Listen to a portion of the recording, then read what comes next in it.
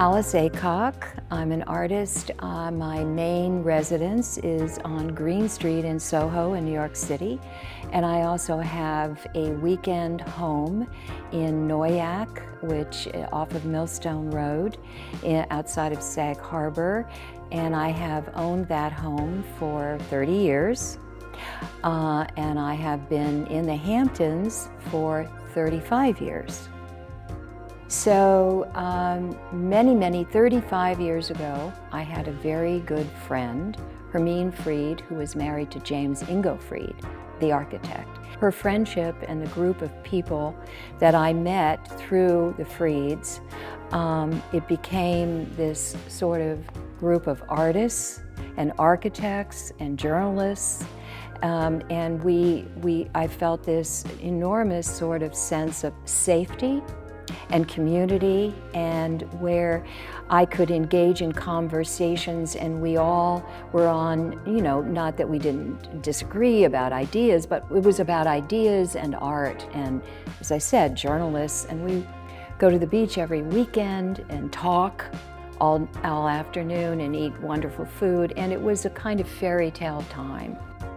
In terms of the community of artists, there is still this deep well that cannot be the Pollock-Krasner House, the de Kooning legacy, all the other artists who have been out here. That cannot be erased. That's there.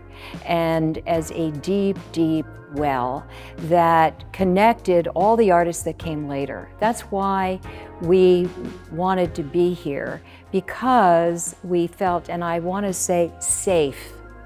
And at the time, and I think the Parrish embodies that, because it is a museum, and it is a museum that has a collection.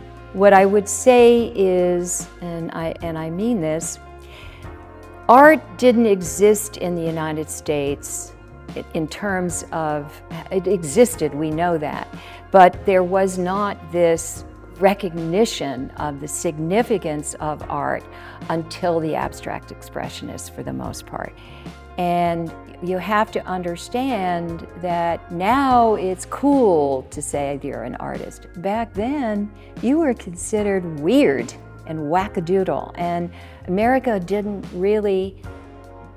not have the same sense of reverence for art that Europe did. The diagrams here, the contradance diagrams, which I found in a book about symbols many years ago, and I would look at those diagrams and I'd say, can I lay out a city using, they're so beautiful, and they're about dance movement, and I love dance, and I don't use the body, but I love the movement of the wind, of dance, of all of that. And I've kept trying to say, how could I use them? And then I had this book from childhood that I think belonged to my father about astronomy and science, where they were trying to take the stars and lay them out. And it was a cover of this book, which I kept staring at, and they would diagram it out on the land, showing how you could take a star system and figure out what it would be like spatially and all of that. And so I kept staring at that, and I kept thinking about the contradances. And then I love amusement parks and circuses, and I look at them for ideas and all these curves and hoops and super duper loopers, which I have used in my own art. And then I started to think about love, and all kinds of love, but how you look at the stars and you say, what is my fortune this month if I'm born under this star system? And of course, I don't really believe in it, but the more life becomes less certain, the more you do rely on magic, sort of. I also thought about something that happened to me as a very young child, where I went out in the summer and I looked up at the stars and I thought, oh my God, I'm just this tiny little person in the universe, and I want to be somebody, but I'm just a speck of dust. And there's all of these stars up there. what is this about? There's all these things I don't understand, and I'm a little speck of dust. And then, but I want to be somebody. And that kind of dichotomy between being the speck of dust, wanting to be somebody, and then that huge universe. And now more than ever, we're in that situation. We know now, there's so much more, and we are really just at the mercy of the universe. And then I thought of Leonard Cohen, Dance Me to the End of Love. And so I began to layer all these things together, the astronomy, the stars, the book from childhood, the contra dance is where you're never intimate exactly, you're moving around each other, showing off for each other, sort of flirting with each other. And then these movements of all these different elements, some of them are taken from child's toys, some of them are taken from circuses, movements, old-time circus movements, some of them are taken from Super Duper Looper. I grew up near Hershey Park, and actually, never mind about that, but well, when things would get kind of whatever at home, my father would say, why don't we go to Hershey Park? And then we'd go on all the rides and to thrill ourselves. And some of my art definitely deals with all of these curves. But at any rate, I thought, finally it fell together in this Dance Me to the End of Love. And then Dennis Oppenheim, who came out here very early on in, I think, the late 60s, 70s, to do some of his early earth art pieces, which I find really significant then and now, where it was about, the kind of what we would say transience of nature, but nature was his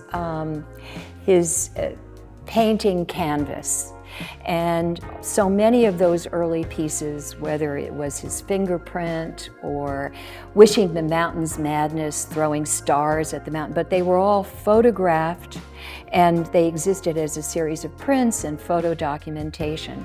This one, Polarities, and Dennis and I were lovers. We married, we divorced, and we were forever friends. We knew we had a very intense creative time together, and where we were one-upping each other. You do this, I'll do this. It was very, very creatively significant when Dennis was doing his early earth art work, which to me is also some of his really extraordinary work. And it was done in Bridgehampton on a farm field nearby. And he took his father's what he says, his father's last gesture and his daughter's first drawing, and he laid them out in the field in flares, and it's called Polarities. And once again, Dennis is layering and layering and layering. He's taking the technology that was available at the time, using the earth as his canvas, and then layering in. What I like about the art that I care about is it's layer upon layer of transformations. It's not just a one thing. And so you have the personal, you have the natural, you have the environment, you have the flares, and then you have the existing technology of being able to photograph it from the air, which he did. And so I thought, it's some of my favorite period of his work. I show it to my students to try to get them to understand that art is not just about making things, but it's about ideas. And I thought it would be a perfect sort of contretemps.